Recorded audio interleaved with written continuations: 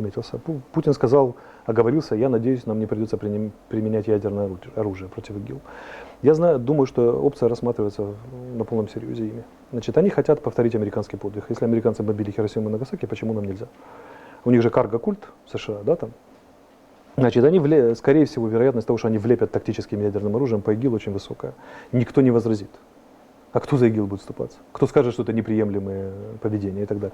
Влепят тактическим ядерным оружием, а дальше начнется дискуссия с Западом Украине в режиме «держите меня трое, я вырос в питерской подворотне и за себя не отвечаю». Вот ядерное оружие уже применил. Может, и по Украине применил. А если что, и по Западу применил. Я ж такой, типа, невменяемый тельник, он порван уже и так далее. Идеально этот самый. Попробуй ударить хоть по Украине, хоть по Турции. Это политическая смерть, а может и физическая, моментальная, и развал России.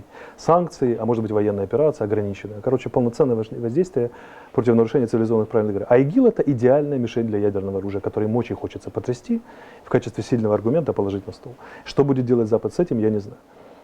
Потому что Запад это рациональная коммуникация, и они сядут на 5 лет коммуницировать, и через 10 лет обязательно выработают какую-нибудь стратегию, но все уже изменится, и стратегия устареет на 3-й день после того, как они ее начнут вырабатывать.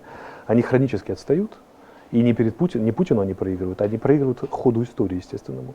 Грубо говоря, это такой Майдан в мировом масштабе. То же самое было у нас. Вот я стратегию Теплого океана написал, начал общаться со всеми ними. Они меня начали звать на чай, на встречи, в кулуарах, в телевизорах сталкиваться со всеми этими лидерами Майдана. И я видел очень четко, что они не то, что они не могут этим процессом управлять, они его осознать не могут. То же самое происходит сейчас на Западе. То же самое. У них нет стратегии в отношении происходящего. Они не знают, что с этим делать. Они ситуативно реагируют, и вся эта реакция, это не пролонгированная реакция, давайте сделаем то, достигнем таких целей, а давайте сохраним то, что у нас было. Наш старый уютный западный мир. А он изо всех сил разваливается. Сейчас по нему, по этой тарелке, которая так треснулась, бахнут ядерным оружием. Понимаете? Это сильный ход, конечно. Да, это очень, очень сильный ход со стороны Путина. Потому что, а кто вступится? Кто вступится за ИГИЛ? Кто скажет, что это неприемлемо? Он скажет, пацаны, извините, они расстреливают 200 детей за раз. Правильно? Ну, они как бы убивают по 5000 пленников за раз. Они режут головы перед камерами. Вы что, хотите за них вступиться на полном серьезе? Мы их решили успокоить, потому что других средств нет, а вы импотенты, которые ничего не могут добиться. Значит, но пока-то ведь, казалось бы, вот Франция должна была сыграть там первую скрипку после этих ужасных терактов в Париже. Насколько этот шанс использовала Франция попыталась первую скрипку сыграть вместе с Москвой до этого.